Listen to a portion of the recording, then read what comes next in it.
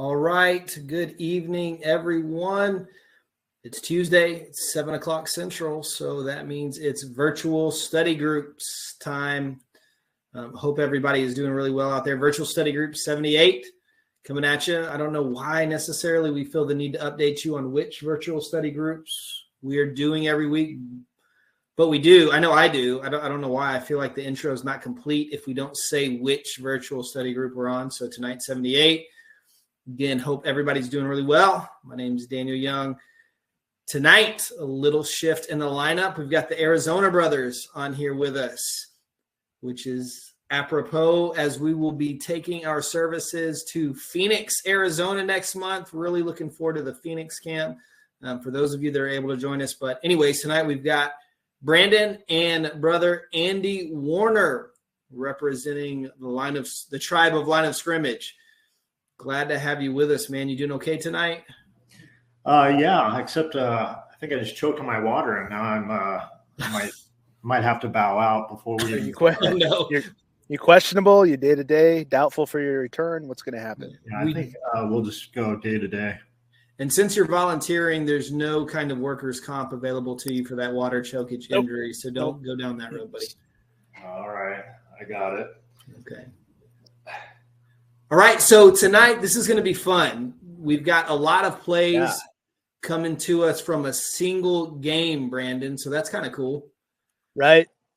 Did you watch the D2 National Championship by chance? I did. Watch it live? I did. Oh, wow. I remember it was an absolute mauling. And I remember, not that it's necessarily material or relevant to what we're going to talk about, but the quarterback for the championship team was like he won the Heisman in lacrosse and then decided to play football, like D1 lacrosse, yes, and then decided to play football. I don't know if he won the Heisman of Division II football but he was a big timer. So that was a pretty cool, I thought, story attached to the game. Well, I didn't watch it live, but I watched it back. Oh, okay.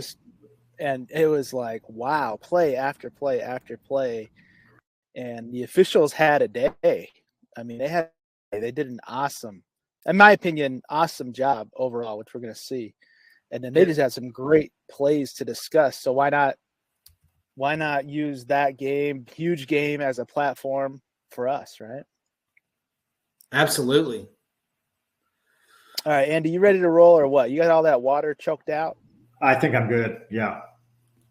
All right. We might be graced by Tutah's presence. I mean, I don't know. Is that because is there still ongoing mediation relative to his suspension? That yeah, I think so. Corey, no, he's done. He's suspended. Not done. No, he'll be back. Yeah.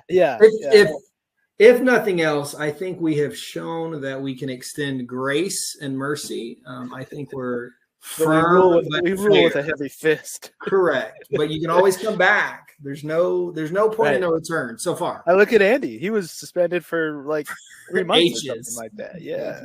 All I needed was for you guys to be desperate enough to, let me out of suspension. We're glad to have you back, man. Andy, wait a second. Did you have a good season, man? We haven't really talked to you since the season ended. I did. I didn't have it during the COVID year. I had to work with some other people. I'm not going to name names, Brandon, but because I got to work with my crew and none of you guys, I had a great season. Yeah. I know. When you came over to work for us, Freudian slip. Yeah, man, it was never this. My career was never the same in many ways, my friend. But look, I liked it so much, I moved down to where you call home, I guess.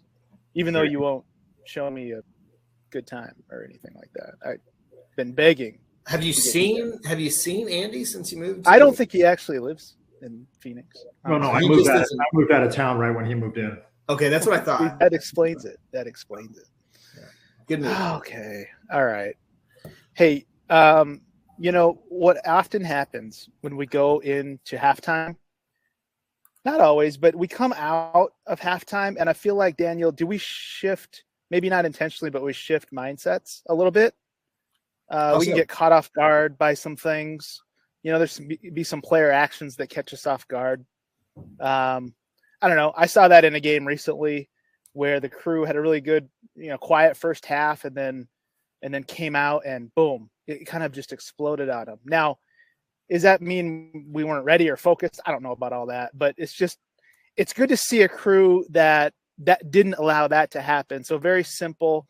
You get back to the line feed, 15 minutes to go in the third quarter. First play from scrimmage, it was a touchback, 25 left hash.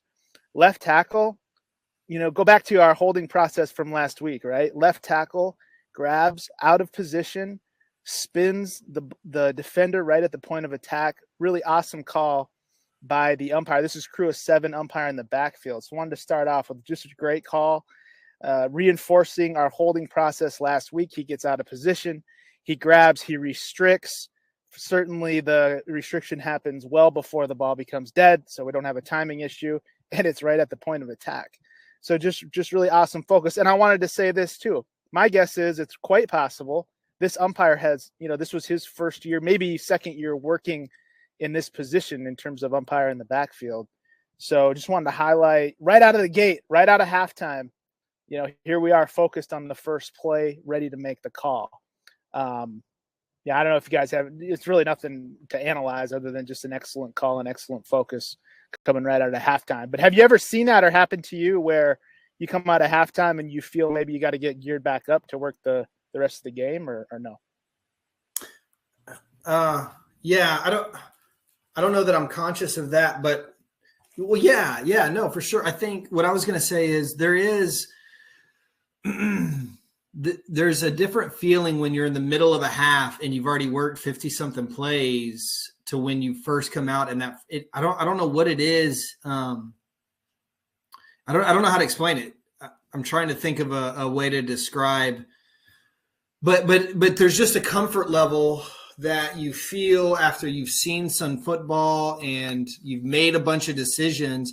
And then you kind of take that break at halftime where you just get out of that decision-making process, and then you're right back into it the first play. So I think what we need to do is try to find out how do we just settle into that comfort zone and that flow, right, Brandon, where right off the bat, where we're in the decision-making process flow and we just slide right back into it. I think that's a really worthwhile pursuit for us. But while we're talking about it, so Andy, what we tried to do last week, we spent a lot of time talking about holding, and not just holding, is that a foul or not, but rather how do we make calling holding a process? And Brandon, I may miss something here, so jump in. But what we talked about was identifying high risk indicators. So bad technique by the blocker that leads us, kind of gets our antenna up, that cliche where it gives us, we attach a little more attention to it, devote a little more attention. And then we let the action evolve and we look for some kind of action that fits into a holding category, a grab and a restrict, a hook or something like that. And we evaluate the severity of that action. And then we move on from that and we attach that action to how close it is to the ball carrier and also that time element relative to when the ball carrier or the ball becomes dead. Is there anything about that, Andy, and you could attach it to this play, that gives you heartburn or that you think speaks to you or you would add to as you think about the way you work it from the short wing? Those are all the same variables that we should be applying in every position, regardless of where we're working. So I agree with all that stuff. I will tell you that kind of piggybacking off what you were saying about knowing players' technique, we should really know whether this left tackle is, presenting poor technique, by this point in the game. So even on the line of scrimmage, I know whether he's practicing good technique, and if he's not, then my antenna will go up.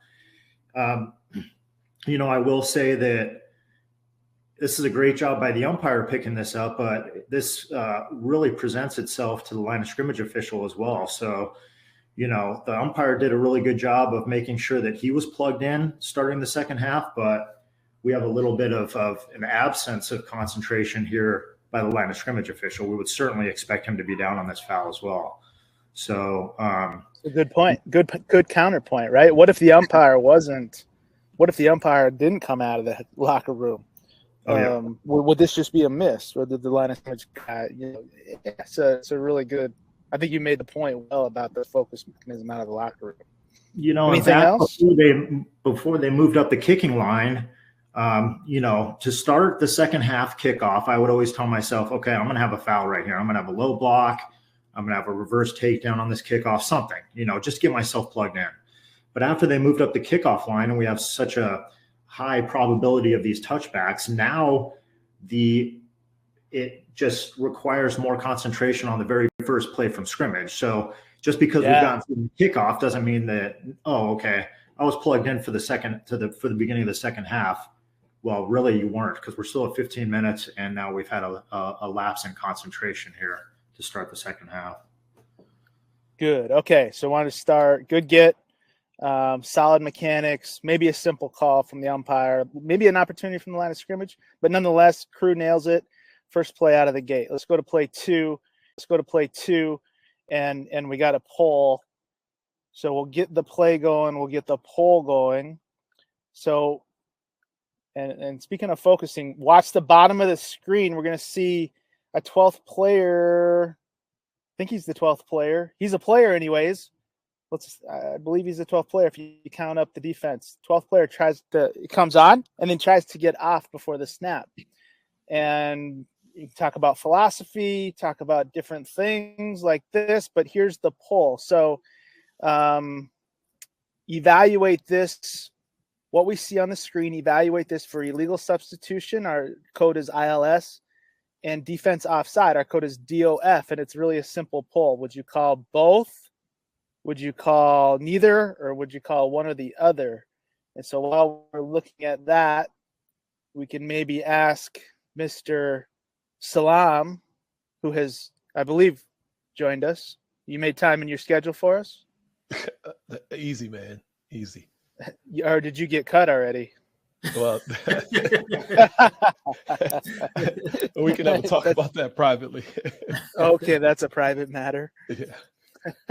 Hey, can I ask a question about this play, which maybe sounds as long silly? as you don't give it away. I know. Yeah. Okay. Yeah. Okay. I don't know where you're going. I shouldn't know where you're going. Yeah, I shouldn't ask. I know what question you're going to ask, so don't yet.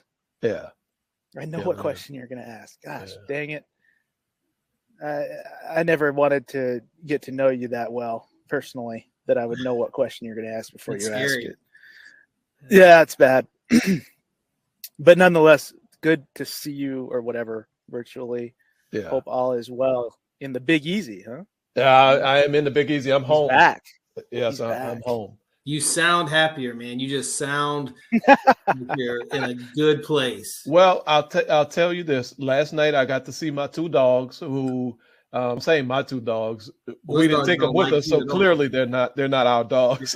Keisha and I left them at home with the children. So, but I got to see them for the first time in a year, I guess. So it was good to rub my dogs and talk to them a little bit and see my kids as well. And your kids, right? Yeah, I talk to them all the time. Kids text and Google Duo and all that other stuff. The dogs aren't that smart to do that yet. So Google Duo is like FaceTime, but it's just gotcha. Yeah, I use those products.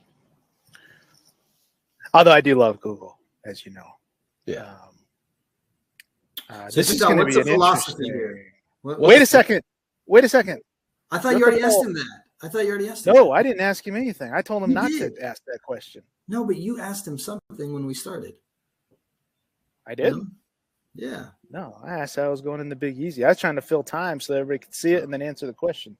Wow, this is a really consistent poll. Okay, let's end it.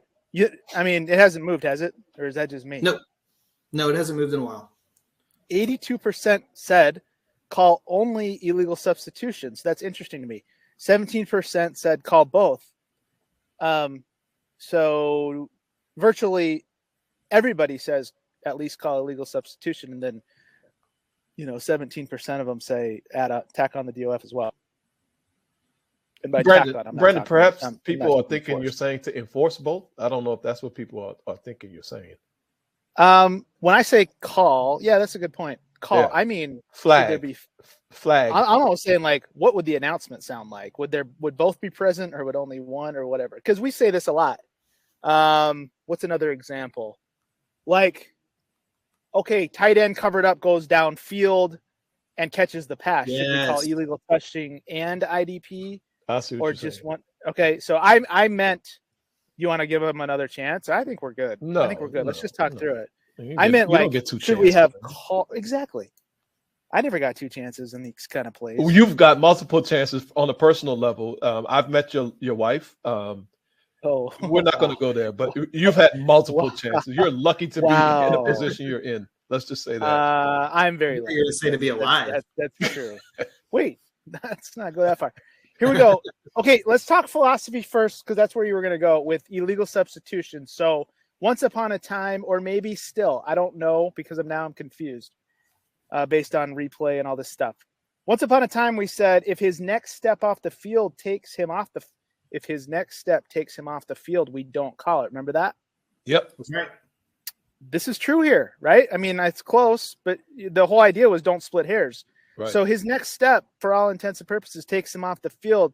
Are we still working under that or not? No, that does not exist at all. A player is either on or off the field. Period. Okay. For interestingly, I think, so that was an on-field philosophy too, right? Yes. Or, yeah, Correct. it was for a while. I believe it was on-field. Only But and then- not replay. And then they Right. said replay officiates it differently, which That's made no correct. sense. Right. Now we're saying he's either on or he's off, and that's the judgment. That's it.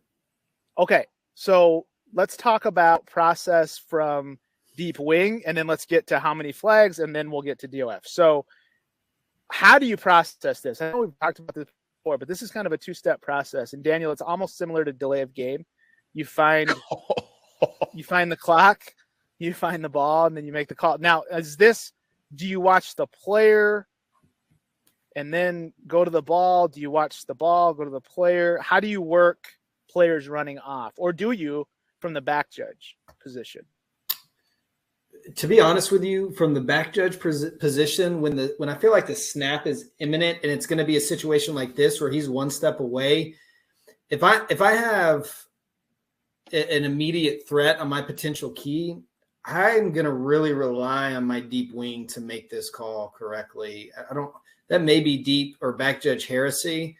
And I have some other heresy related to this call that we can get into also. But if as a back judge, I just don't find value in staring at that. If I think the snap is imminent, I'm not abdicating any kind of responsibility. I'm supposed to be counting and have 12 men on the field. But if, we've communicated really well pre-snap that we have 12 men on the field, I'm going to feel him run on. He kind of runs on late here, but we're still good. I'm going to be able to process that.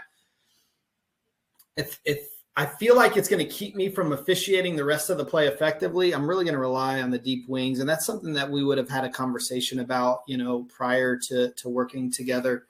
But most of the time I will be able to watch it. And what I do is watch the player, because it's not nearly as surgical as calling delay a game. I can tell when the play starts. If I'm watching over here to the side as he runs off, I can tell when the ball is snapped because everybody keeps moving.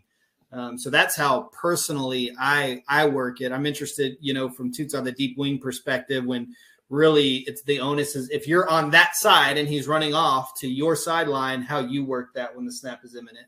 Right. Well, one thing I would say is if the back judge has a flag over there, I'm going to be ready to fight him, because how in the world do you know if this player is on or off the field? Well, wait a second. When you're in the middle of the field. Okay, but hold on a Okay, second. there's the myth buster. We always say, why isn't there 3 flags? Well, yeah, wait a second. You're totally stealing my thunder. I'm so upset. We have to have 3 flags here. That is deep. That is deep officiating. I mean, it's the Exactly. the This is a commandments. 1 flag foul on this particular action. And Because I'm sorry. There's first of all, obviously the deep wing at the top. If the deep wing at the top has a flag, we really have some serious things to talk about. In the But locker room. Tuta, we have all been in situations or training situations or just been given guidance just throw your flag. That's just right. throw your flag, That's man. right. We got to have 3 flags do down on flags. illegal substitution. Right. How stupid will you feel if you're up top and it turns out he wasn't off, or he was off? He wasn't on the field anymore, but you caught ILS from the opposite side. Correct. Just leave that alone. And to be perfectly honest on this one, Daniel, I want to ask you, this is trips to the top.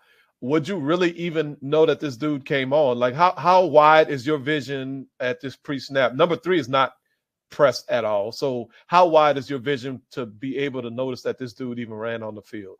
It just depends, Tuta, to be honest with you. If I'm really locked in, like snap is in it, I probably won't. But, a lot of times especially if we have a little space, we're just kind of doing some scanning, maybe going back and forth from the play clock. So it's hard to say, to be honest with you. It's certainly possible, but it's also possible I wouldn't know at all. Right. So, but let's clear something up too, because unfortunately, you and I share a situation where we had trouble counting to 12.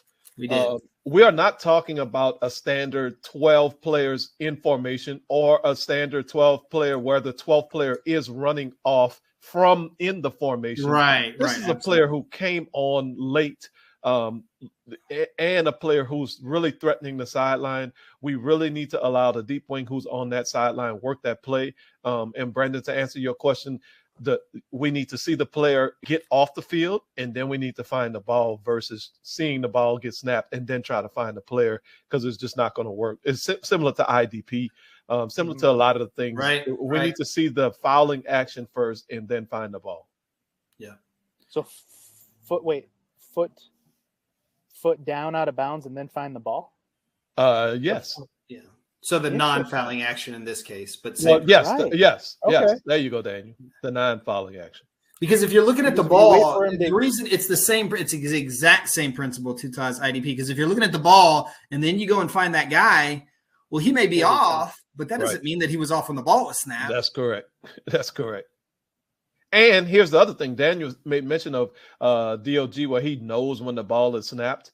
We are also going to kind of know when the ball is snapped, even if we're looking at the player, because from our peripheral vision, we're so deep, we can tell when he touches down and when that ball is snapped. So we're Nice. going to have a really good idea, but we need to see the player. We need to see exactly when a body part touches down out of bounds.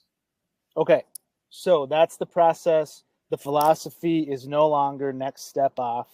Correct. We're not working with that, right? Correct. So this is the illegal substitution. Line of scrimmage, right? Line of scrimmage. You're going to get distracted with this. What do you think, Andy, when this happens in front of you? Okay. Well, let me first start by saying welcome to Todd, because he's my favorite pure officiating person. No, I'm your favorite person. You don't need to put a qualifier in front of person. So- We don't need adjectives. Let's easy with Well, the that's how I adjectives. want to start.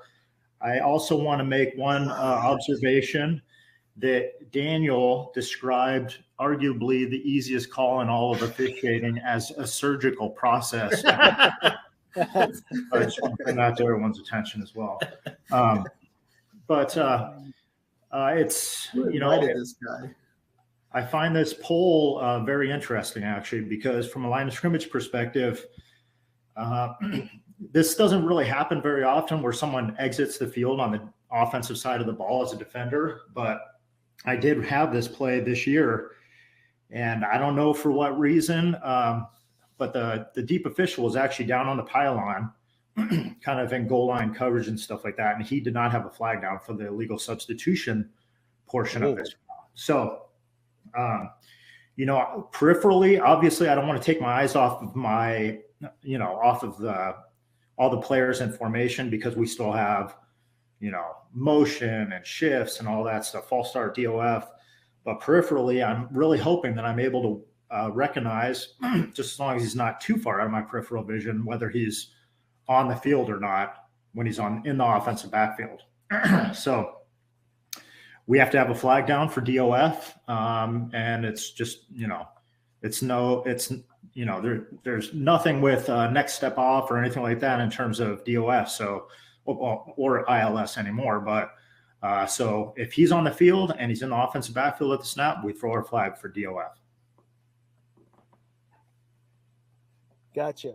So And this is it even possible that you would know that you would not know that this person is on your left and you're literally on the line of scrimmage? So the person has to, by the law of physics, be, offside, on the right? wrong side of the No, I mean, I think it's just as easy as a deep official recognizing when there's 12 people on the field, and my Well, deep all right. official didn't call that either. No. I know there's chances for everyone to get confused and stuff like that, but it really is, it's pretty obvious to us when someone's exiting the field on the offensive side of the ball. Yeah. Okay, so hang on. So this is a real kind of rules geek situation here. And how much do we apply this? Because the definition of an incoming substitute is somebody who, I had to pull the rule book out, who communicates with their team or the officials that they're coming into the game or something. Like, I feel like this is an antiquated rule. Right. I don't think we do that. I don't think we apply that rule technically like that. It's like if he's on the field, he becomes a player almost, because Right. when I don't know, I'm looking for a little bit of guidance because the rules almost suggest that you can't have DOF if the guy hasn't switched from a substitute to a player. But I don't think that we've ever really discussed that in terms of application to be that technical with the rules. No, Andy, because just imagine a player doesn't communicate to someone. He's the 12th player. He doesn't communicate to someone that he's running on the field. Like, let's say he's coming on the field and he's in the offensive backfield, and then he just veers off and goes directly at the quarterback. And now we have unabated to the quarterback, and we didn't call it because it was an illegal substitution. Right. Yeah, I mean, that's a good I point. think it's really, I don't know if that rule, it feels like it's an antiquated thing that's been left in the book. I don't know. Speaking from several iterations of training on this kind of stuff, they have never brought that up to us. To Andy's point, or if he bumps into that wide receiver, we got a really wide flanker and he bumps into him and he's trying to get off. Yeah. Like you wouldn't have any other option other than calling DOF, right? Yeah, but you could argue then that he has participated in the play since he bumps the guy. Like, did this guy participate in the play? What I'm really trying to do here, and other than be annoying, is understand if this rule still applies to today's game. Because he runs halfway, a little more than halfway out to the numbers. He turns around and comes back.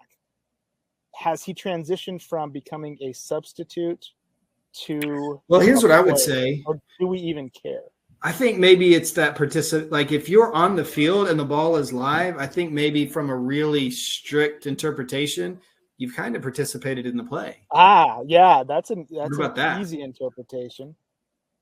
Or everyone can close their ears here. It was a thoughtful interpretation. Yeah, well, everyone who we really don't want to close our ears because that's the only sense we have to communicate. No, I know that, but sometimes you got to throw the rule book out the window. I mean, I'm not going to sit here and be technical about this because that honestly was the question I was going to ask, and Michael Billica actually beat me to it. What's the difference between a substitute and a player? Because technically this dude was not a player, but I don't care, man. In this situation, if we don't have a flag down, let's say like in Andy's case, let's say the deep wing for whatever reason just didn't get this. And then Andy, as a line of scrimmage official, doesn't get it either. Man, come on. We have to have a flag down on this for something.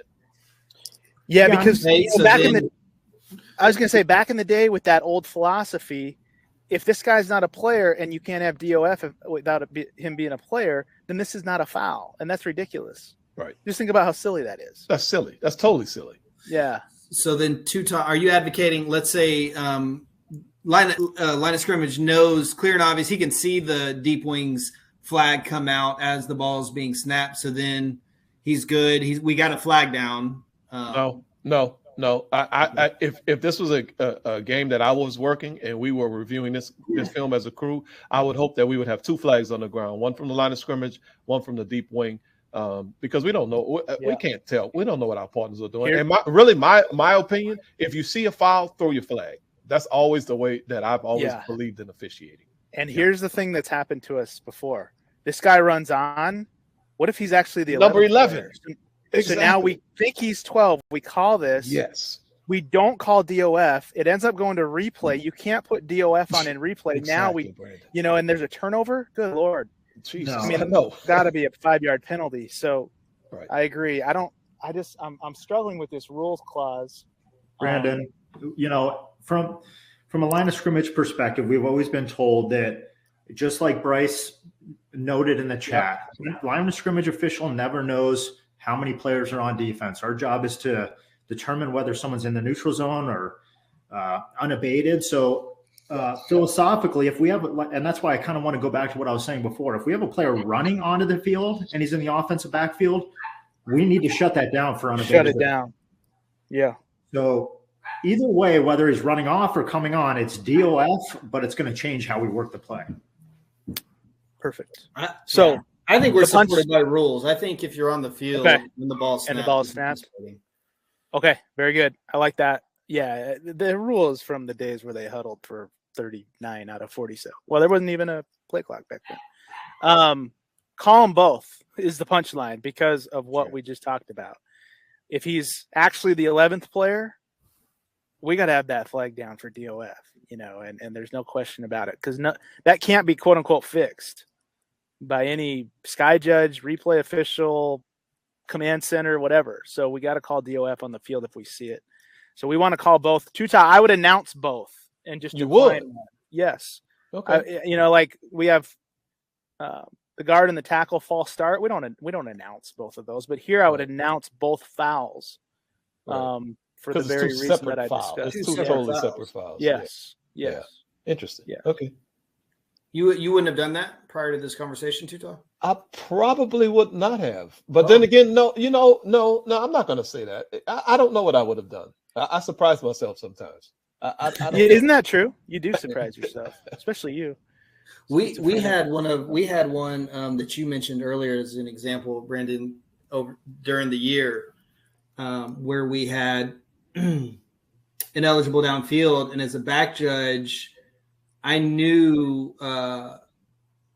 when he announced the number, I knew that he caught the pass, right? So we also had illegal touching, and I was very disappointed that I wasn't able to just communicate that. I don't think in that situation I'm going to go back in and say no, we got to fix this. But I'm disappointed that I just didn't have the wherewithal to realize what the short wing was calling, and then also at least let the referee know that we also had a foul for illegal touching. Just personally from an awareness perspective, who cares about anything else? The impact would have been nothing, but just from an awareness, and then also from a credibility and accuracy perspective of how we're presenting the game and communicating the game. Had a conversation with an official you guys may know the other day about dead ball and live ball, and his deal was, it didn't matter in the play we were talking about because it didn't change the enforcement. I thought, wait a minute, of course it matters. Right? The way we announce the game and communicate the game to the viewing audience is important. Don't you agree, Brandon? That official thought you didn't know the rule, so it was helping you with the rule, is my guess. Oh, maybe Let's go to play 3. Maybe so. Let's stay with substitutions. Talk about process. So this is a different play. I don't know why we have the superimposed. I guess that's the sideline reporter. So, and I'm not sure what she's doing. That's not the point. But we're in subs. They're bringing people on. Defense is matching up. So we know by rule. The defense has all this opportunity. Then TV gets us to full screen. Offense is confused. See how the running back or whoever that is, it's like number 20, ends up running off late. Now, he goes to the hash. He kind of comes back, and then he comes back out. So should have had a poll, chat poll it. Is this, what do you want? How do you want to handle this?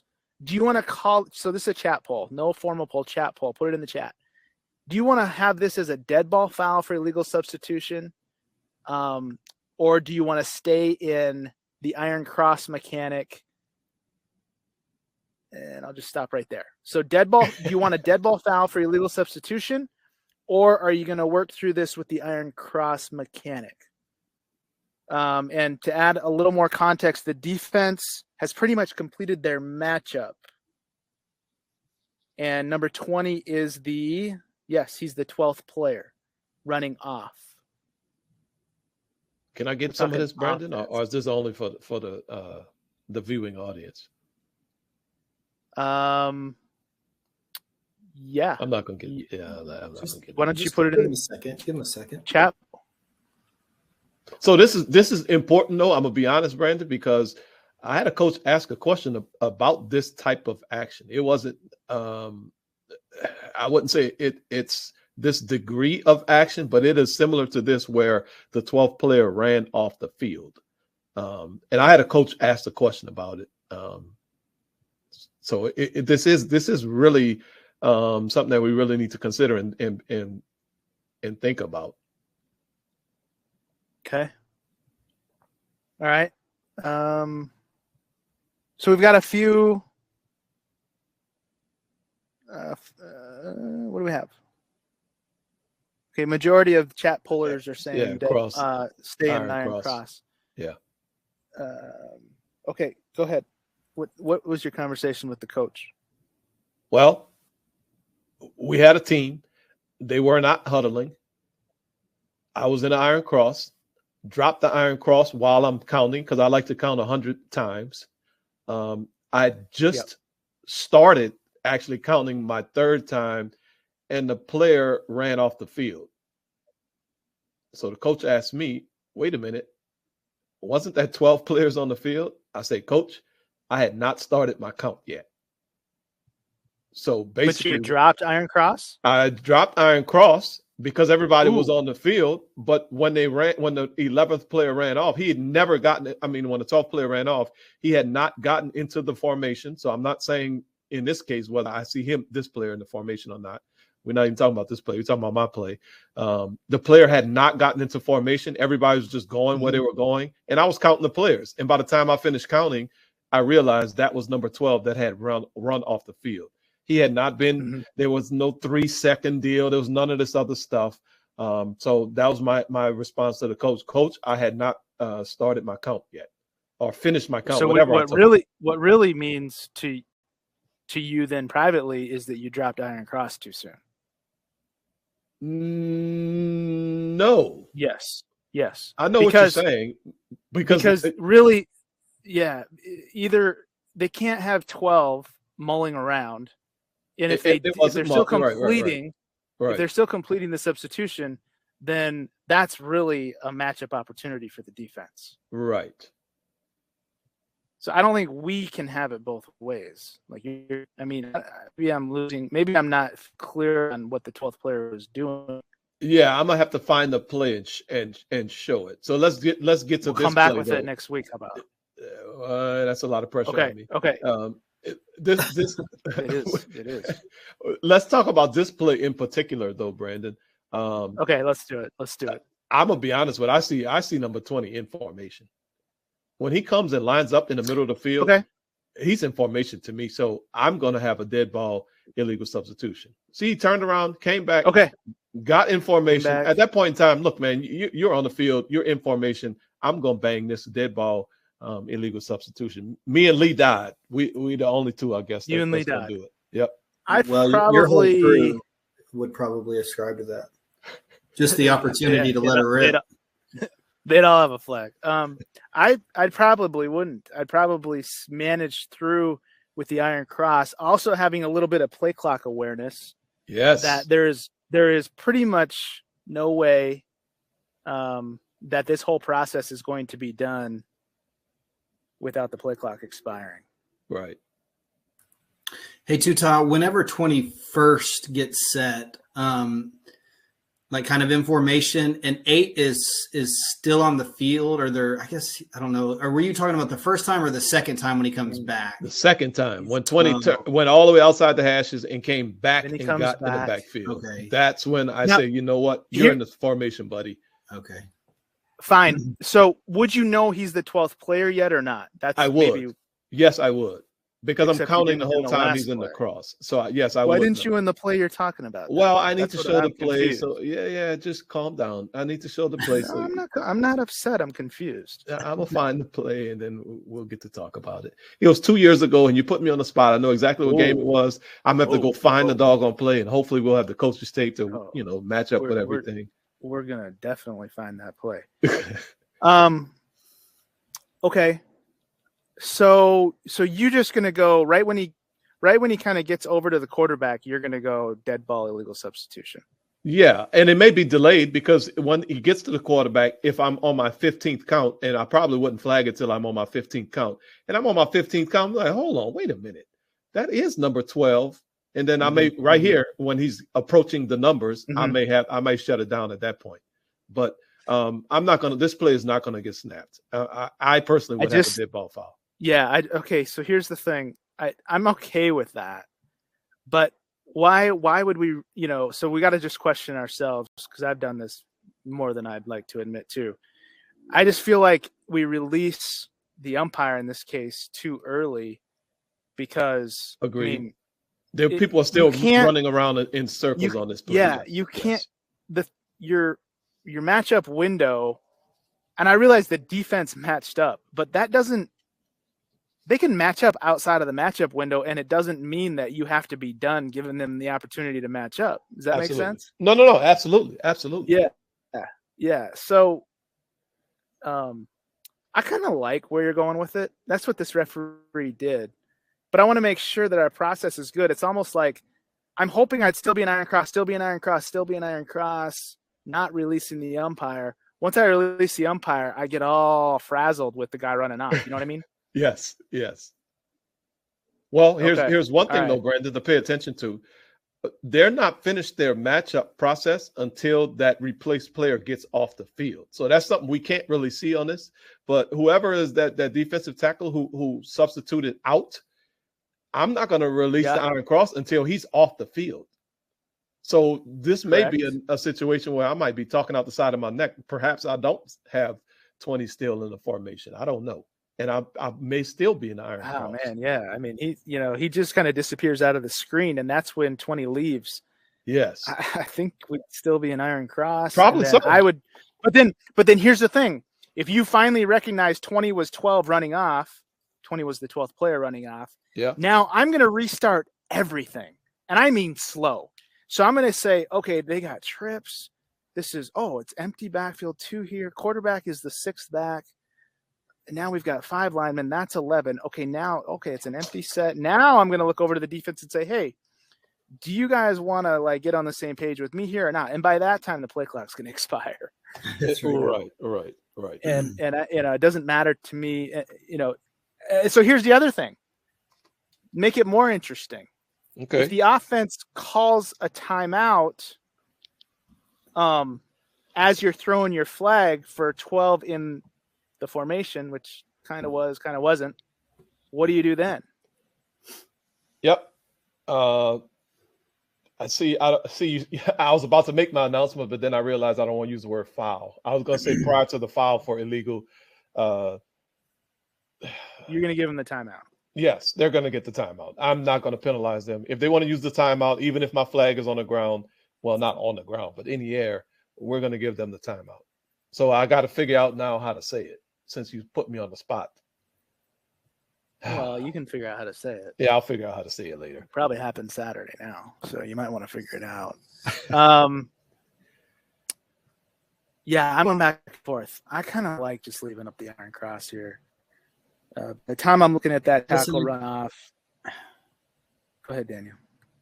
Well, I just think when we have the opportunity to avoid calling a foul, if we can justify not calling a foul, when we're not talking about safety issues and that kind of thing, I think our best bet is typically if we can find the room to say, here's why this isn't a foul. I just think in terms of managing the game, from kickoff to the end of the game, that's probably our best bet.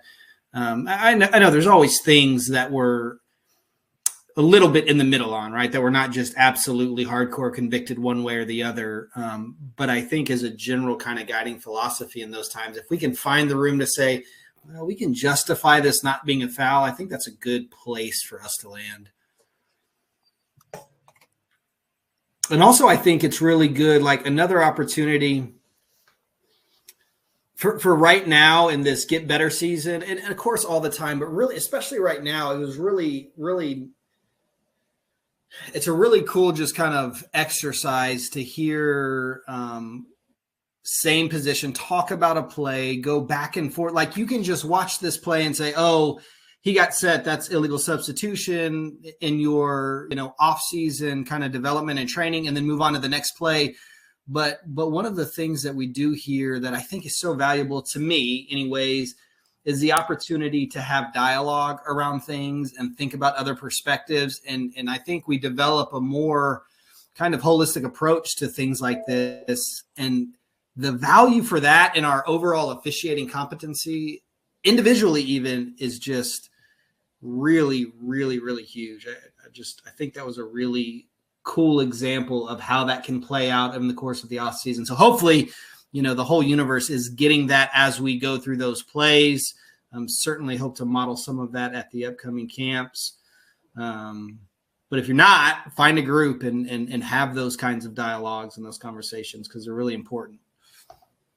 So Daniel, would you say I owned Brandon on that play and I kind of taught him something? Because I've been doing not that even close. Oh my gosh. I was working so hard to not give Brandon credit for changing your mind to the correct ruling. Then you wouldn't ruin it. It made me upset. He did not change my mind. I'm going to have a flag on the ground. I don't care. I'm going to have a flag on the your ground. Crew, every other crew member you have 20,000 a game that have flags too.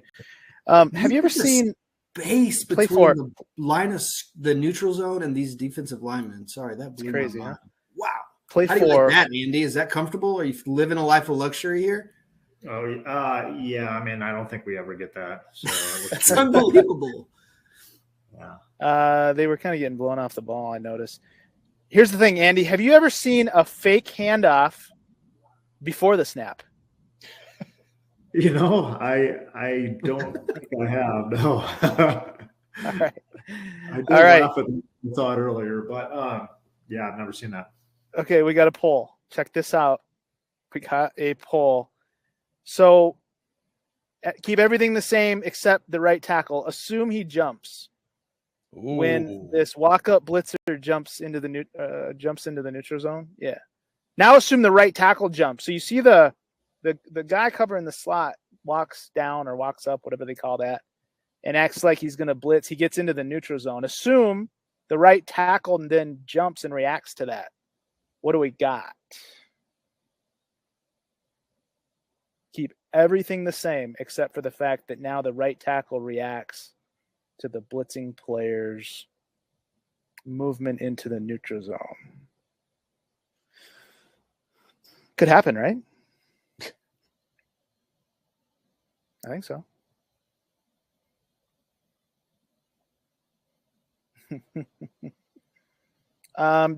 Andy, so do you ever talk about with your referee like reporting DOF and different? I'm interested to. I don't even know who the heck is your referee.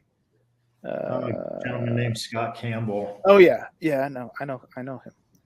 Do y'all ever talk about like different categories of DOF, or is that not something he stresses? Or when you're reporting DOF, what do you think about that? It's not something that he stresses. The only time we give, if this defender was to jump in the neutral zone and we deem that the right tackle has protection and we throw our flag for DOF, let's say, I'm not going to run in and say we have defensive offside player in the neutral zone with an offensive reaction.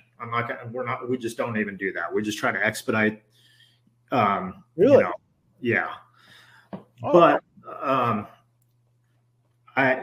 I worked a game at the end of the season with a referee that did want that. So, it's I think it's really the referee's preference. I will tell you when there's not movement by someone and we have a foul, so let's say a defender is lined up in the neutral zone, it really puts our integrity into question if we just go running into the referee and say we have defensive offside, and he says we have defensive offside and there's no movement by a defender. So everyone watching, it appears that we don't know what the hell we're doing. So if there's no movement, then obviously I have to provide additional information, whether the referee wants it or not. And then in other cases, when there is movement, I let the referee kind of dictate exactly what he wants from me. Okay, interesting. Good to know the differences. Brendan, I would hope that as a referee, we would see linemen move, and we would be able to start processing in the neutral zone, drawing a reaction, because we would know either Andy's coming in with false start on 72 or whatever the right tackle's number is, or he's coming in with DOF. And if he comes in with DOF, we're going to know, okay, well, he shut the play down. We know there wasn't contact. We know this dude jumped. So I would hope that the only issue is if the umpire, the center judge, or anybody else has the offensive player moving before the defender injured. Well, yeah, if we have multiple then flags, we're going to have a conversation. And then that's going to probably generate enough information for the referee. But, okay, cool. No, we try to present whatever foul or whatever information we have the exact way that the referee wants to announce it. So there you go. We try to get a feel for that referee and his preferences, and we try to provide what he wants. Gotcha. I think I need my hand held a little more than some people, so that's what I just learned. Good. Let's go to the poll. 38%. Again, remember now, we're assuming the right tackle moved in reaction to this blitzer. So 38% said it would be false start on the right tackle because he's not threatened. 26% said it would be DOF because the right tackle is threatened. So interestingly, that's our top two vote getters in their indirect opposition, I think. Correct? Okay, good. And then 34%, 23 plus 11 say, get out of here with all that. It's false start on one of the two actions in the backfield, which are really, could have just combined because that's all basically the same. So Andy, what do you got? I mean, you've got all this action is the same, except that the right tackle responds to the defender's movement into the neutral zone. How do you break this down? Well, let me be honest. I thought I had a really good answer until I saw this poll, and now I'm thoroughly. Yeah. Okay. Well, hang on. So let me start here. We just did what we don't like to do, or I did. Are you going to have awareness of the shenanigans in the backfield? Let's start there. Within formation, no. Obviously, if my key is within formation, then I will have like an idea of him flinching or something like that. But usually, when they're in formation, we like to be able to rely on the two individuals that are in the backfield to call false start by a quarterback or something like that. Okay, good. Now let me address this to you, Mr. Referee, because you are working the premier game of the week on Saturday this week as a referee. Do you deem this? That's a joke, by the way. Do you deem? Actually, it's not. It's not a joke. It's a factual statement. Do you deem this action of a fake handoff before the snap as simulating the snap, or do you deem it as a normal shift? It is not a normal shift. I would deem that as an action that is simulating the snap. Amen, brother. All right. So regardless of what the line of scrimmage, regardless of what Andy has going on, you're going to say, get out. No, I mean, maybe not. See, this is interesting, Brandon. There's a lot of nuance going on here. Yeah. Man, I probably would not even have my flag down until late after we sitting there having a conversation. And then by that time, I probably wouldn't even throw it anyway. I wouldn't even drop it. I would just announce. Right. You know what? I was like, hold on, wait a minute. This quarterback did some funny stuff. But the way that this defender came in, I can't say that he was drawn into the neutral zone by that action, because by the time he got into the neutral zone, it was way after that. And it was kind of like a secondary deal. But I'm looking at TV. Come on. But if I'm looking at TV. If we shut this play down, that's not real life.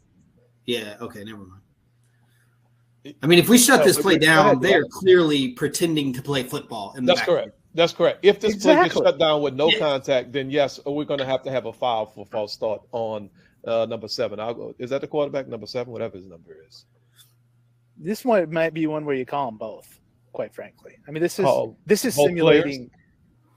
Yeah, I mean, this is a fake handoff before the snap is simulating the start of a play in a way that I've never seen in my life. Right. But it is. This is abrupt. This is clearly. I mean, this. I disagree with you. I think it absolutely draws this guy into the neutral zone.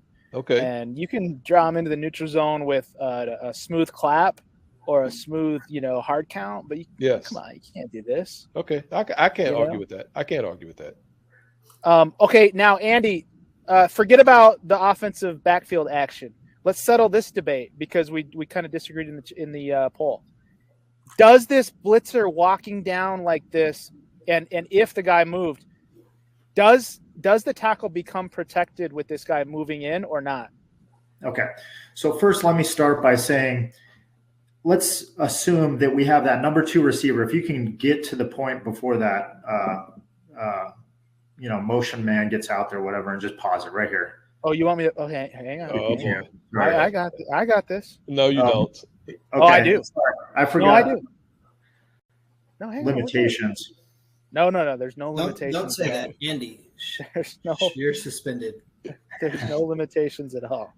He probably won't be asked back, Daniel. You don't have to worry about the suspension part. He said that last time. Okay, hang on. Here we go. Yeah, Okay, where did you want me to pause it? Probably on the actual play we're looking at. Yeah, thanks. Okay, so here we go. Go ahead and stop it. Okay, so let's say we've got that number 2 receiver at the top who's looking in and he sees this defender go into the neutral zone and then he flinches. Okay. He is outside of formation. He's not an interior lineman, so we don't offer him the same protection that we would a down lineman with people that are on the line of scrimmage across from him. Okay. So now let's look at the interior lineman, and I understand that this defender is walking down the line and stuff like that, but pretty much he's in a relative, stationary position before he moves forward, and he's in the quote unquote gap outside of the right tackle who would be responsible for blocking him. Okay. Mm-hmm. On a rush. So we're going to give him protection, or at least I am. I'm not going to grab the wrong end of the stick here, and I'm going to offer him protection. And if we have the defender in the neutral zone and he responds, then it's going to be defensive offside. Totally agree. Tutai, you got any problem with that? I do not. And number 6 on page on section 3, officiating philosophies and a CCA football officiating manual, page 27, supports that. But I want to circle back on something that Andy said. And Andy, I don't think you meant this. You said you're not giving number 2 wide receiver protection. If we're talking about this same defender in front of number 2, and he makes some kind of sudden movement or abrupt movement and jumps into the neutral zone and number 2 flinches, is that a different situation than this exact one that we're looking at right now? If he jumps into the neutral zone and we have an offensive reaction and he's head up, then, what we've really seen more times than not is delay game defense for snap. Okay. But you're not going to put it on number 2 wide receiver for flinching if correct. That defense. Okay. That's the question. Well, hang on. So the number 2 wide receiver is a back. So he doesn't really get the whole protection that a lineman gets, if I'm not mistaken. Correct. And you correct me. I will. However, delay of game defense is still on. But I don't believe backs get protection from defenders entering the neutral zone. Well, Help me out. The philosophy doesn't say anything about a lineman or a back. It just says play. What about the rule? I honestly don't know what the rule says. Well, that's something we should probably clarify. But Andy, do you give slots or setbacks, wingbacks, whatever, protection of a defender entering the neutral zone? But Brandon, protection is not in the rules. Honestly, protection. Yeah, no, it is. It is. They use the word threatened or something like that because they talk about who is protected and who's not, or who's threatened and who's not. Yeah, and I think it only really references interior linemen, but I could be. Oh. I think it references linemen, period. But look it up 2 times. We'll circle back. I'm on it. Yep. Thank you. Okay, good. This is what this is all about. Hopefully, there's some. So really, if Tuta would have just called false start on the quarterback, then we wouldn't have had any of the rest of this shit show going on. That's it. That's why this needs to be a false start in the backfield. Right. Okay. So that's what I was going to circle back to, because this was one of the ones I'm strongly convicted of. We can call false start here, irrespective of anything else, right? This as Brandon so aptly put it, shenanigans. Or do you? Oh, or do you yeah. want to? This fake handoff action before the snap and the very abrupt clapping by the quarterback is a clear and obvious false start that we need to call. We being referee and possibly the center judge, but for sure the referee. So you would not warn this, Brandon? You would immediately go to absolutely foul? not. No, this is just ridiculous. I mean, this is a weird, odd fake handoff. This is just something. I mean, something like this that you've never seen. It's going to be challenging the first time you see it. Sure. Right. Yeah, of course. I agree with that. But totally. that fake But handoff. watching it on video, they're literally playing football before the ball is snapped. Right. I mean, that's what we're doing. Yeah. Exactly. Which is simulating the start of a play. Look at 71582, John Roan, and then backs up what Michael Bilica said, that backs can't be threatened. Bill Bishop also said linemen only. And then Roan gives the reference of 71582. Chutai, do you have that? Yeah, I have 712B3 that says the same thing. Basically, it references linemen reacting. Yeah, but it doesn't actually say protection or threatened. It says reacting is the deal. Well, and then there's, I believe it goes into who's threatened or threatened from a reaction or something somewhere. I know that's so the one reference that John referenced for us says no player may enter the neutral zone causing an offensive lineman to react immediately or commit any other dead ball, offside, foul. Okay. Causing an offensive lineman. So, and everybody knows too that split ends are also offensive linemen. Correct. They're not interior linemen. Okay, good. Or a slot on the line of scrimmage can be a lineman. Yes, covered up. Yeah. All right. What is there anything lingering that we need to close on this? This was good. I'm glad Andy's here. Right. That makes one of us. Didn't I start saying you were my favorite person? Yeah, I still am. I mean, that doesn't change anything, Andy. I don't have to reciprocate. That's not in the rule book anywhere. Ryan's got a question. Ryan's got a question here. I think Andrew kind of covered this for us, but I don't know. Do we need any further clarification? Andy, you want to run that? He's just asking, at what point does he get protection from that guy, the linebacker walking down?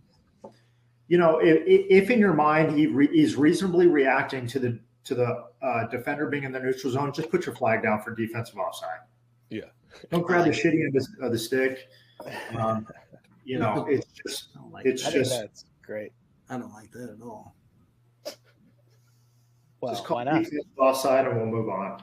Yeah. I mean, if the standard is, entering the gap, that gap is huge. And he's angled that way. So you would think you would extend whatever your normal definition of that is. Right? Absolutely. I mean, I think, that's common sense officiating, isn't it? I mean, right.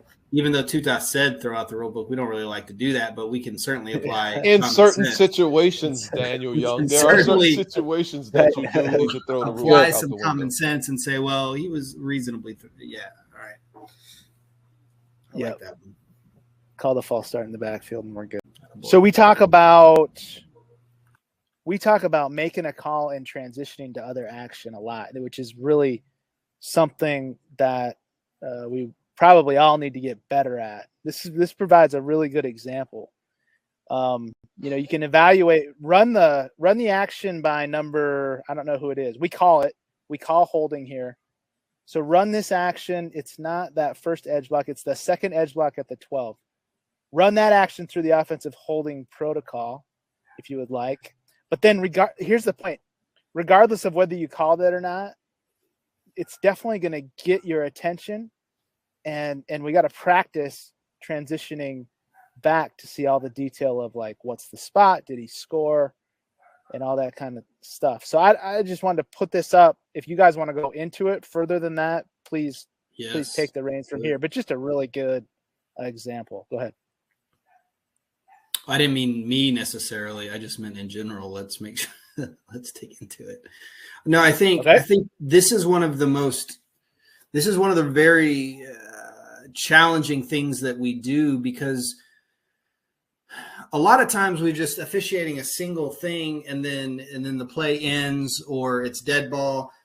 But whenever the play's dynamic like this and we have a foul in the middle of it, transitioning to what's next is something that really we have to spend a lot of time working on, because this, as you continue to work higher levels of football, this is one of those skill sets, just as we talk about, get better season, that can really improve your overall practice as an official, is being able to transition from one thing, just like we visually transition from one block to the next in the run game or in the pass game, from one a receiver threatened in our zone to another one.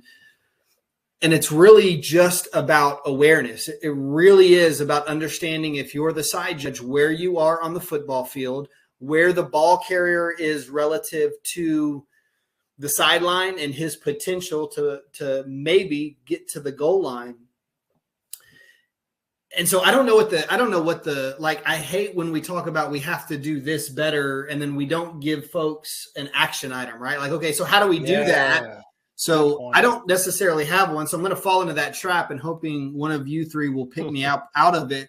But we've got to be able to recognize the fouling action and continue to officiate what comes next to us. And I don't know how we develop that skill, but it's critically important for your individual growth and development. We've got to be able to see that and allow our eyes to pick up the next responsibility. And so one of the things I worked on a lot as I was just growing as an official, and still do, but really spent time focusing on early, is throwing a flag in a space that I'm not looking at, so I've seen an action and able to have my eyes transition to the next thing and throw a flag without even looking there, which there's maybe hazards to that, but that's something I really focused on early that was beneficial to me. So I don't know if you guys have any other tips, but I think it's a really important skill for us to talk about. How you doing, man? Appreciate it. Can I give you a tip on the He forgot to. Yeah, he can't. Tuta's ordering fast food, so I'll go ahead and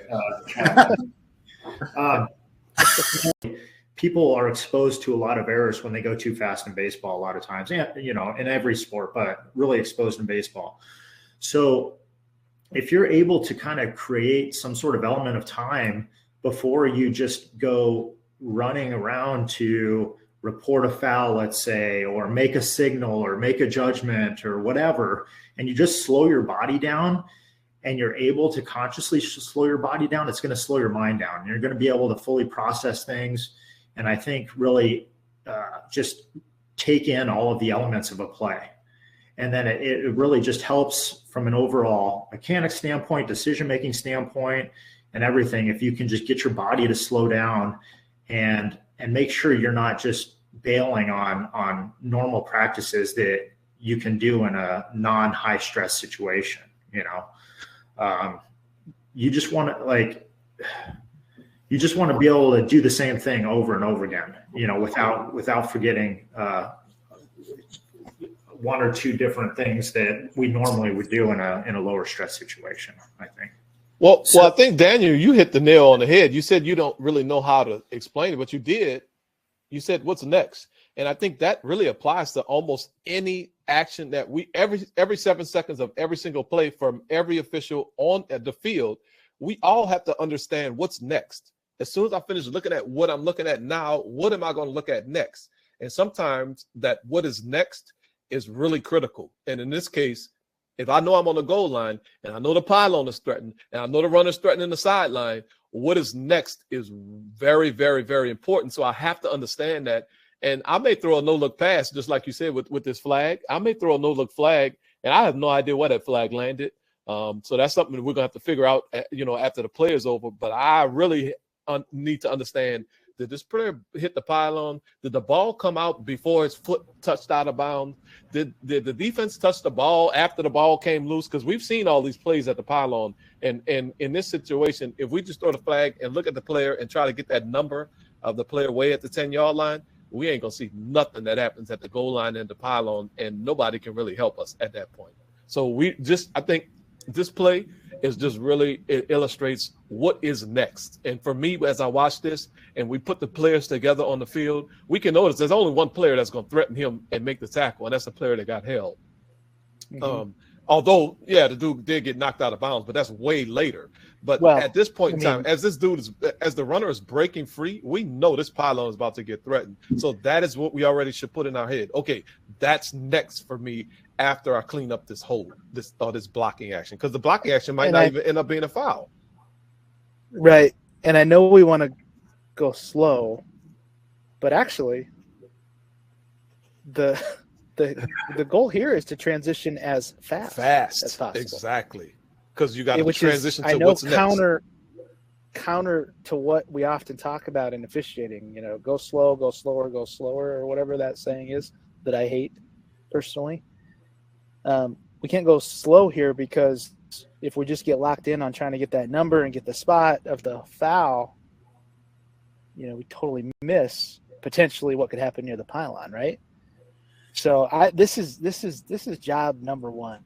Personally, I got to figure out how to get better at this, and it's not easy, but I got to figure out how to get my flag out like Daniel's talking about, and then snap my vision. Not right, Daniel. Not smooth pursuit. This is one of those. Right. I was thinking about that as I was talking. I wasn't sure if we wanted to get into that, but that's not what I was suggesting. One of those.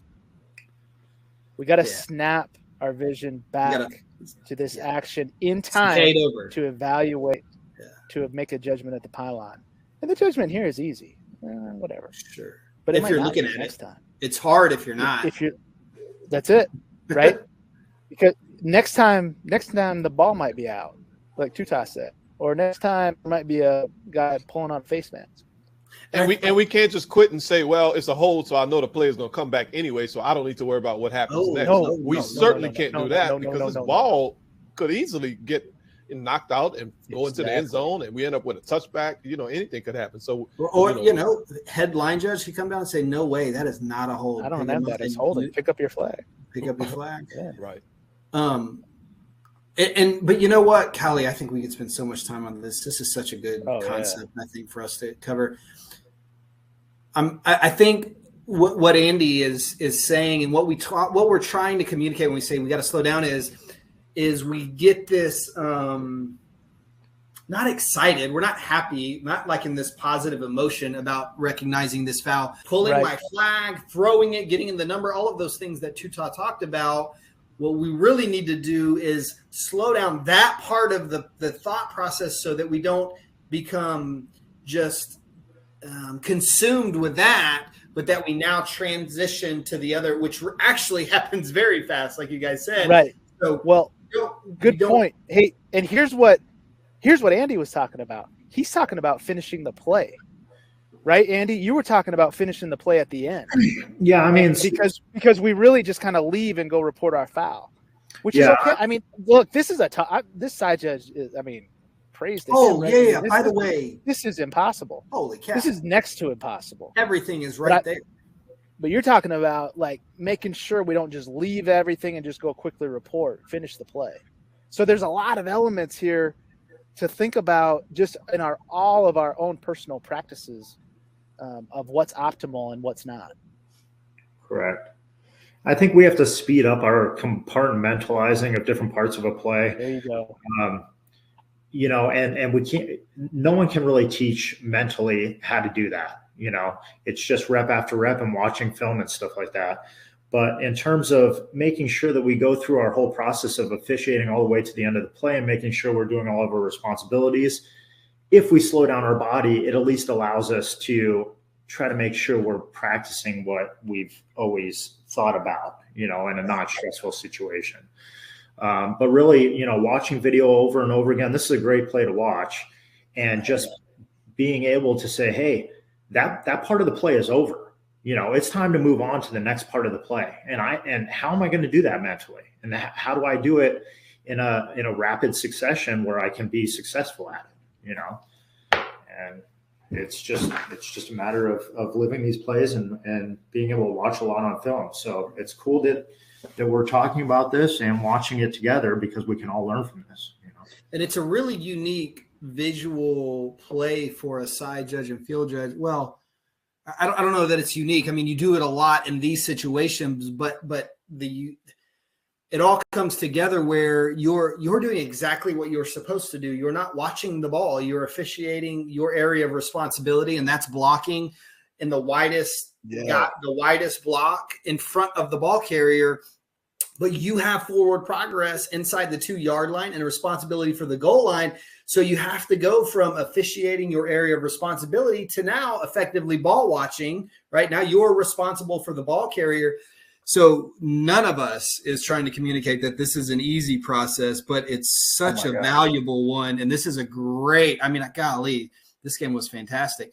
But this is such a great example, illustration of the need for us to work on this ability to transition from one thing to the next. And it's always fouls, isn't it, guys? Because we get so consumed with that we have a foul. That's where we always struggle. And we talk about it, you know, the simplified version is, oh, you got to finish the play. And that's absolutely true. But it's all of these things that you have to transition from your foul to now what's next. Really good play. Yeah, finish the play is the fundamental. It becomes a cliche if we all start finishing the play and we don't go deeper. But we're not all of us are very good, myself included, at finishing the play to begin with. So we got to get there first, and then we've got to work on making these visual transitions before we have to finish the play.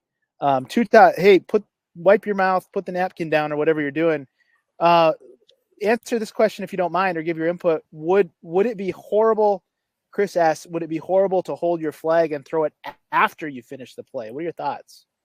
First of all, how do you know anything about a napkin and wiping my mouth and all of that? We heard you ordering. We heard we had to the dude came to the door. You were trying to tip him. Man, okay. Well, since we all know, his name was Mike. His name was Mike. I'm eating some red beans and rice, man. I haven't had red beans and rice in forever.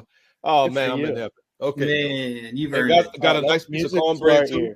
We're happy for you. Would you answer the question? Yes. So I would answer the question. I was thinking about this earlier, by the way, so I'm interested to hear what you say. I would actually not hold my flag to the end of the play. I just personally, this may be a personal thing. I don't like the way that looks, because then it looks like I've just made something up. The play is over, then all of a sudden I decide, make it a foul. Wait a minute. I do have a flag. Let me throw this flag down and penalize the offense. And it just, to me, it feels like I just made something up. I would rather throw my flag ugly, kind of, just throw it without looking and then go pick it up and adjust it if I need to. But I would throw it when I see the foul. Do you agree with DY? Optically, that almost looks like, I just don't. We're so caught up in, that's a foul. Now the runner's threatening my sideline. Now my pylon is threatened, and I see your eyes transition from block to runner to goal line, and then you kill the play. Oh shoot, I've got a foul. Not ideal. That's not how we want to intentionally work the play.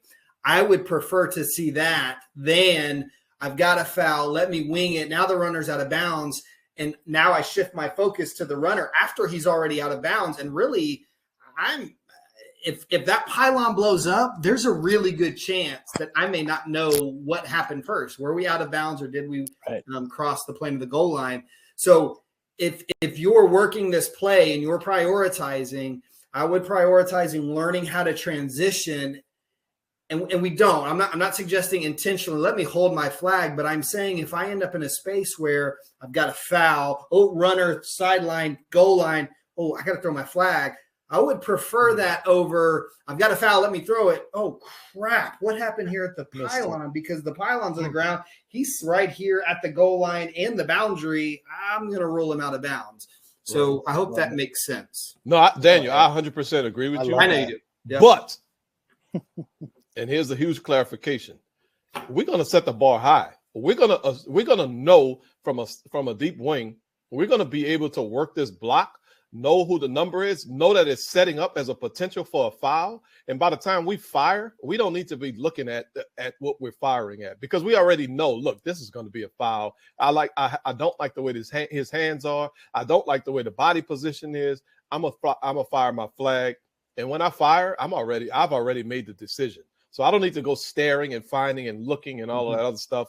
And then I'm going to transition my eyes. I'm going to set the ball high. I'm not going to give our deep wings an out to say, oh, well, you need to focus on this goal line. So don't worry about the way optically we're going to work this play. Now I know that's not what you're saying, but I never I want to set that bar extremely high. Nate, set that expectation for yourself. Yes, for sure. I think what's great about it, those last two statements by you two clowns, is that they're both absolutely spot on, even though they're kind of different. But there's like,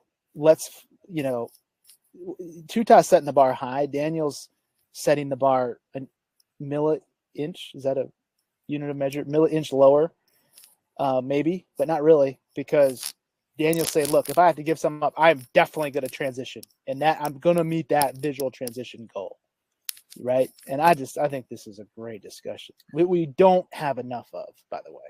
Yeah, and this is one of those plays, like we talk about things that other people sometimes think are dumb or silly, but this is a visualization play, man. If I'm out there before the game, like, and I'm a deep wing, like I'm imagining this play as I'm walking the field and how my eyes are going to go here, here, and then here.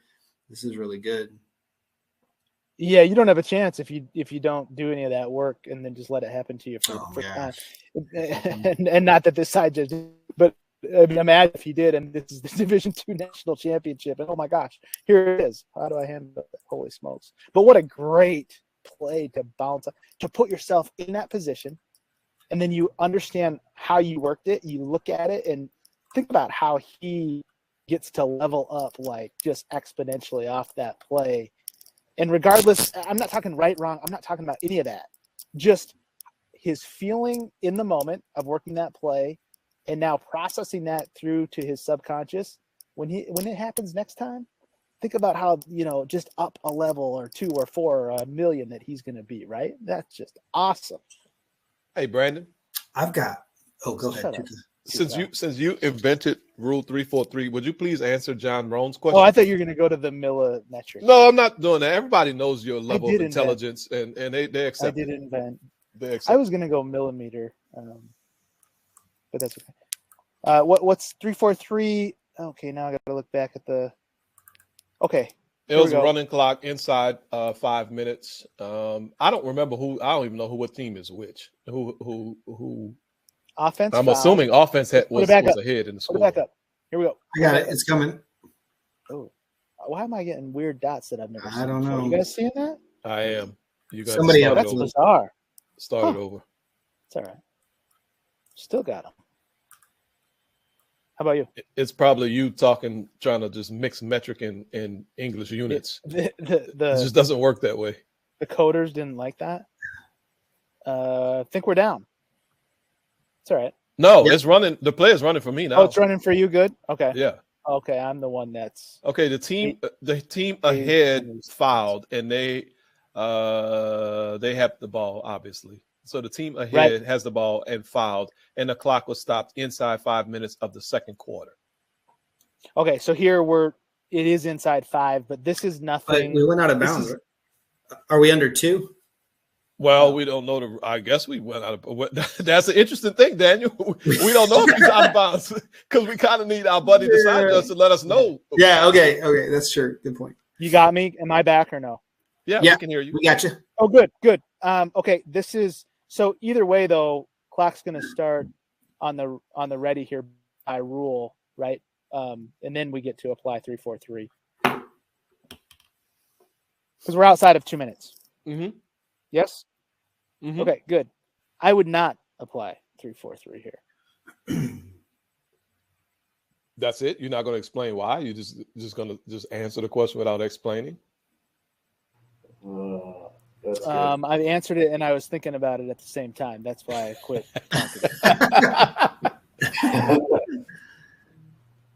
I think partly because it's the second quarter, honestly. Mm-hmm. Is what's got me. If this was the fourth quarter, I'd really think hard about it. But I just think here I don't think I need to in the second quarter. How bad is that? I mean, that's not a really good response, but that's my answer. But it also speaks to how poorly we've been. Not we, but how nobody's fault. But we just haven't prioritized fleshing this out. I know. So that it's easy. I know. So that's kind of. But I would not here in the second quarter. Maybe in the fourth quarter. Probably in the fourth quarter with a score like this, yes. Yeah. Does the instead of fact that running it's a live ball action have anything to do with it? And I know that's a setup question because you. So under 2, this would absolutely be a 3-4-3. No questions asked. We know that. The thing here is that if we accept the penalty and then we get to replay the down, technically they have, another play clock at that same down. But like with 3.5 minutes, I'm not going to do that. I'm not there. Wow, I'm surprised. No, I'm not there. Maybe my former self would have been there. If this was the fourth quarter, I'd definitely be thinking about it. Second quarter, I'm not there. So that's why it's right now they put it in our hands, and that's if it gets put in my hands, that's what I'm gonna do with it.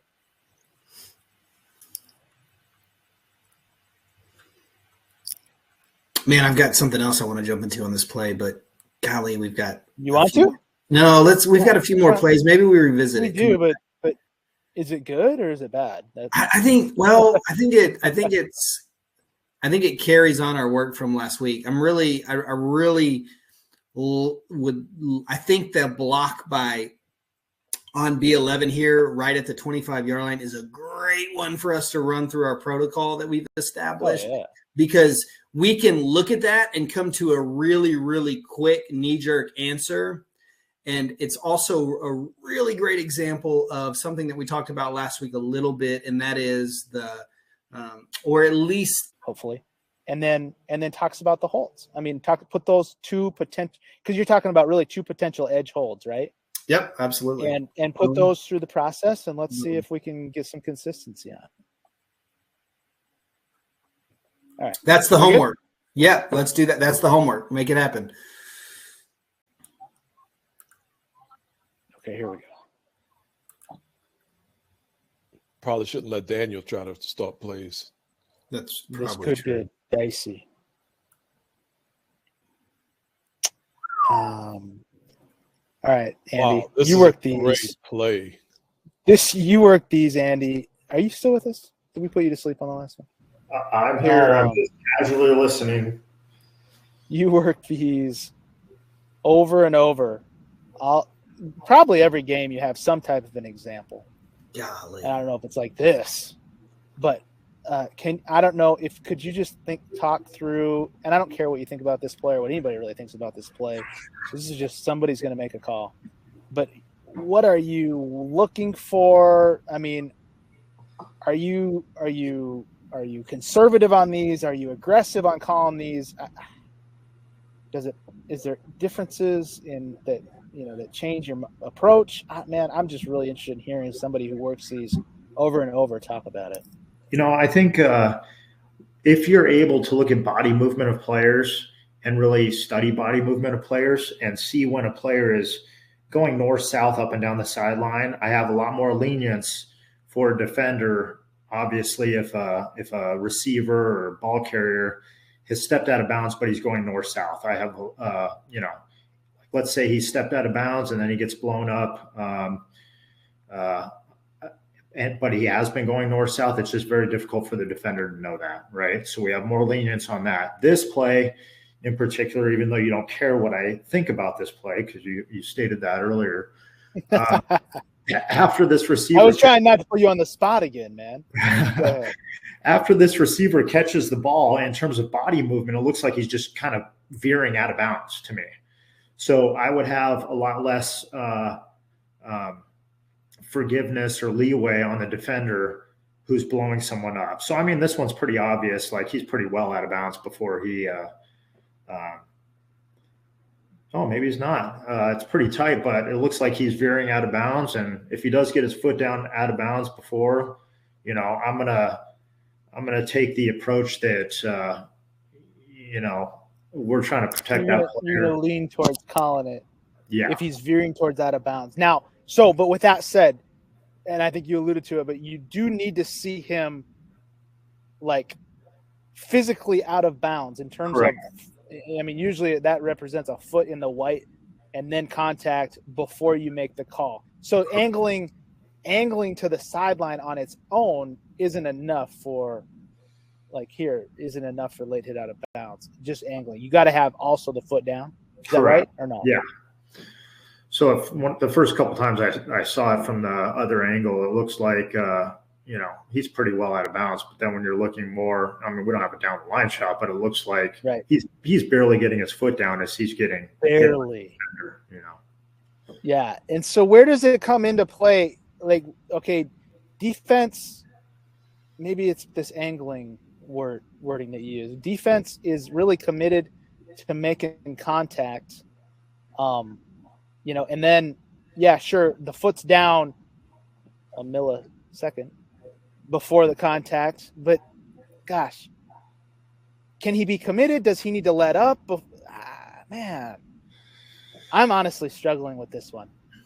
Yeah, I mean, because I think everybody would look at this once and think it's a foul, and I'm not sure it is. Yeah. I mean, obviously, we also want to know the defender's body move. We can't just work the offensive side of this play. If we deem that the defender is committed before the player steps out of bounds or barely gets his foot down, then we can have, just a big fat nothing. But in terms of protecting players, and at this level in college football, you can't really go wrong with protecting players, I feel. And I think, just as long as you're able to support whatever you call, and your supervisor is able to support it, then it's the right call, I believe. I would be prepared if I threw my flag on this. I'd be prepared to have a conversation with the defensive coaches or with the defensive team's coach. And I would be able to tell him that, hey, this player was veering out of bounds. He gets his foot down right before, and your player unnecessarily hit him. And I'm going to protect your offensive players just like I protected them. We're not going to let anyone get away with just unnecessary hits on players. But cool. Any other thoughts? Good breakdown. Any other thoughts? Hearing none. No, I think this is, you guys have laid it out. This is really tough. I like the points made. I think Andy makes a good point, when we start talking about, and you have to be careful with any kind of axiom like that you don't let it allow you into, kind of a crutch, making it too easy, because you need to evaluate the action, but he's right? When we have the ability to protect players, that's probably a pretty good default for you. And just be prepared to support whatever your decision is, Well, and that's it, right? Be able to say what are the details that you officiated that got you to that point? Both, and you don't need to get carried away those probably when you're talking to a coach, but as we talk a lot about how we write things up and communicate what we call in our post-game reports, be able to speak to those details before you watch the film, right? Be able to say, this is what, because if you're wrong, that's great. That's great. That's an awesome opportunity for you to learn from that play. Golly, that's not what I thought I saw. So just kind of bank those details, be able to communicate them, articulate them, and use that as a way to get better. All right, one more. What do you think? Let's go. Okay. I don't know. Let's see how it goes. Maybe we want to bounce back to the other one. Let's just see. Okay. No snap judgments. Agree, but we do have to snap our vision to transition to the next action. Oh, nicely done. All right, motion from the bottom, and then talk about quarterback under duress. Yes, throws the ball, and then we have some conversations. We have a flag. We have a subsequent huddle. And then I think we end up picking up the flag, but it doesn't really matter the results, talk process. So we're going to see the side judge from the top, debriefing at the top, comes in and is pretty adamant that there's no receiver in the area. And not sure what the head line judge has. But then we see very interesting. The line judge comes all the way over and gets involved to help make the determination of whether or not this drag route was in the area. And I thought it was really interesting, Daniel, that I think he actually ends up visually going to that guy and so gets involved in this from all the way across the field. Crazy, that is right? some strong work. That's Wow. Right. So right, wrong, or indifferent, we love that, don't we? Absolutely. I mean, that's your guy. That's your guy. So get over and give input. You see how strong the side judge is coming in. Line judge is just as strong coming across. I don't. Where you guys want to go? Where do you want to start? Because we throw the flag, and I think we actually pick it up based on subsequent conversation. Line judge is gesturing strong. Head line judge really isn't involved in this conference. So, what strikes you about this play?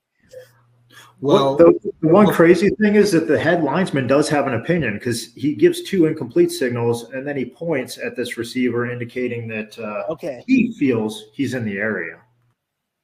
Ah, okay, but he's nowhere to be found in the conference. What would you advise? Like, what would you hope to? I mean, is he right to not be in the conference? I know the answer to this question, or would you hope to be in the conference? No, I mean, if I'm physically going to point at a receiver saying that he's in the area, then I'm going to be in that conversation. Thank you. Also, when you see another official run past you at the speed of like 70 miles an hour, I don't know if anybody's ever seen Daniel. He thinks he's so fast, but when you see somebody running past you like that, you got to understand. Oh man, wait a minute, something is going on here. So maybe I better get over there and try to figure out why is this dude running to the referee that fast. You saw me run past you like that once. Crazy. Okay. Figure out if this guy's in the area or not, because I know I'm wondering your thoughts. By the way, there's a little bit of contact by the defense. Exactly, Brandon. Does that, and the ball's in the air. Yes, it is. So if we're going to put the guy in the area, does that mean it's DPI? Right. Trick question. Very it can't be DPI because it's really not clearly beyond the neutral zone. So it really just turns into a legal chuck. But now, does that impact our decision-making of putting the receiver in the area or not? Lots of things to think about. And we have not a whole lot of time on the field to figure all this out. Well, first of all, and I know we already did it, but let's do it again. Man, great job by the line judge just coming all the way over there to say, you know what? Wait a minute. This ain't right. Now, whether we like his judgment or not, he owned this position. He owned his position and owned his input to this conversation, which we have to have. We have to have it. Okay. How much weight do you put in this what I deem as a legal chuck by the defense? In terms of, do we then like almost transpose or whatever the proper word would be? You're saying like, does it prevent him from getting closer into the area? Yeah. I think that's got to be a part of the thought process. It's got to be. Well, I'm hoping that somebody else on the field. Well, I'll just give away what I feel from a proximity standpoint. I would hope someone else on the field, maybe the back judge, would say, wait a minute, one really was motoring down. He was chopping his feet before he got chucked. So I really don't have him in the area. I know he got contacted. I know what you saw, Mr. Line Judge, but really, number one was motoring down. He was not in the area of this pass. Yeah. And I agree with that. I think he is getting to he's trying to work a window. Yeah. But I like the process. I mean, talking process. Right. That's the thing. You have to consider that. You have to consider that as a part of just this whole kind of puzzle that you're putting together. Right. So how do you think it went? And I can totally understand the referee here. Throws the flag, picks it up. I don't know. Just I have no real intelligent question around that. But Tuta, like, I'm sure you can empathize with what he's going through right now, right? Yes. I mean, just like not today, but during the play. Oh man, it's just like because you really don't know. If he's watching this play, he is going back through it again. Right, but you just really don't know, and you're getting several different inputs from obviously very good officials. Yes, you know, we're working the national championship, even though we've got this annoying blue logo in the middle of the field. We're still working the national championship. So, hey, man alive, no, can we? No. How do you work through that? So, Daniel, how do you work through that? I've been counseled on a couple of occasions in some of the comments in our games for taking too long to have conversations. I personally, and you already know this about me, Brandon, I don't care how long we stand there and talk, because we need to figure this thing out. So I would really hope that I would not have had my flag out yet, because I would notice the line judge run over here to talk to the person who just told me that nobody was in the area. So I would say, you know what, that's curious. Why is the line judge talking to him about a receiver in the area? Maybe the line judge has something else. So I would hope to that I would be really slow and really just figure out everything. And then what I like to always do after we have complicated situations like this is clarify, are we good, before we make the final decision on whatever it's going to be, whether we pick up the flag or leave the flag down. I want to ask everyone who's over there in the middle of the field, are we good? And then I would do that. So hopefully my flag wouldn't be out that quickly. But once it's out, man, I would feel really bad, and I don't know how to handle it once the cat is out of the bag, so to speak. Mechanically, as a referee, I mean, and I know we've talked about this or whatever in the past or whatever, but when I'm a line of scrimmage guy and I'm running all the way to the referee because I feel that he's holding the spot because he feels that the quarterback was under pressure, so I run a mile away to get to the referee, and then he throws his flag off the spot that he was standing on. Nothing irritates me more as a line of scrimmage guy when he does that. So I've worked with Brandon. I know he just drops the flag. I've worked with Tuta when he worked a position that he should be working, not referee. So I've never seen him work intentional grounding, but really for the referees that are on this call, mechanically, Brandon, it's correct just to drop the flag where you're standing, right? Instead of tossing it. Don't toss it away from you. But I do understand too that there's a lot of things going through your mind, and appeasing your attitude towards flag toss is probably not one of them. Quite frankly. No, but then next time I'll just tell the referee, I'll just make sure that the referee knows I'm not coming to him next time if he's doesn't care about it. It's good. It's good. That's fine. Well, Andy, I'll tell you a little secret from a referee perspective. There are times when the line of scrimmage officials come running over there with their goofy self and come saying, well, some crap that we don't even know what they're talking about. And then we would have to replay the whole thing back in our mind. Well, what are you even talking about? I've had line of scrimmage officials come tell me we're good. And I'm thinking, what are you even talking about? And they were coming to tell me that there was a receiver in the area.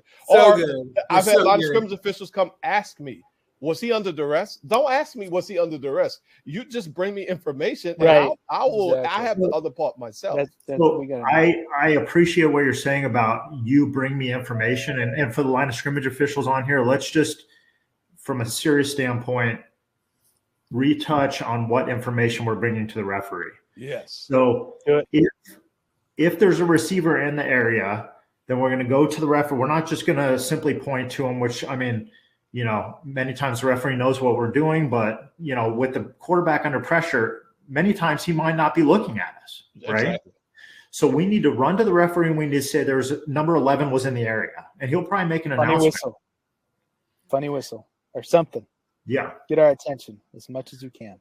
So if we have a pass beyond the line of scrimmage, now we don't know whether he's in the pocket, right? But we're going to run to the referee if we feel he's under pressure and he's throwing it past the line of scrimmage and there's no one in the area. We have to run to the referee and we have to say the pass was beyond the line of scrimmage. Mm-hmm. And then the referee can determine whether he was outside the pocket. Right. So, we're not trying to muddy the waters as line of scrimmage people. We just want to make sure that we're bringing and, really just piggybacking on what Tuta says, because there's a lot that's going through their minds. They're protecting the quarterback. They've got inside, outside the pocket. They got to know whether he's under duress. We just want to bring the one piece of information that actually pertains to what we're judging, and then let them decide the rest. So, Tuta, I'm really trying to understand how I would process this from this referee's if I was in his shoes.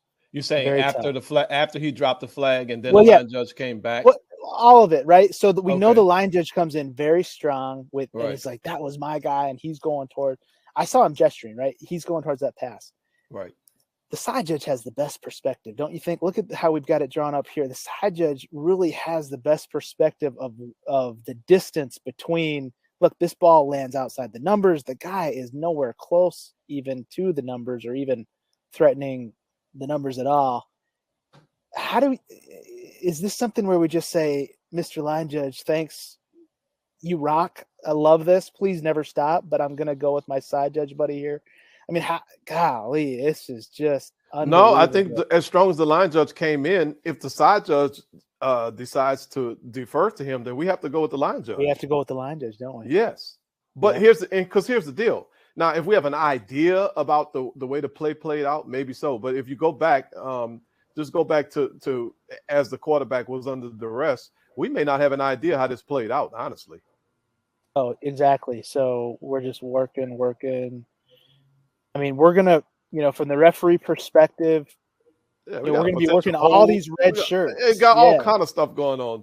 And then the quarterback, Yeah, we got really 2 red shirts right here. We're locked in because we're really thinking this guy's going to hold him. And we're also afraid that this guy's going to come through and bust him as well. Mm-hmm. Right? So, man alive. So we're working all of that. And this is, it's funny because, nobody touches him, but this is enough to say he's under duress. We're going to have no idea what this route is. We're going to have no idea there's contact. Well, here's the other thing too, Brandon.